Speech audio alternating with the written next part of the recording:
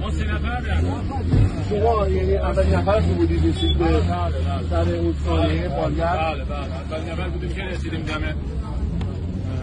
بالگرد. نشون بدید که واقعا وضعیتی که اینا رسیدن تا اونجا وضعیتش خیلی نابسامانه. کوهستانی ساعت 10 شب تا الان ما کوه رسیدی بالا سر آره رسیدیم 5 دقیقه صبح ما رسیدیم سر لاشه.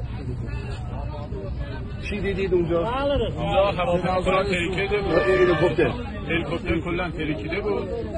بعدا همه چیز سوخته. آل هاشم قایم بود. آقای رئیس جمهور و امین عبدالله با هم استانداری یکم از اونا پایین کرد. فیلمش هم هست. فیلمش گرفتیم شما خود گرفتیم. آره فیلمش هم گرفتیم به اطلاع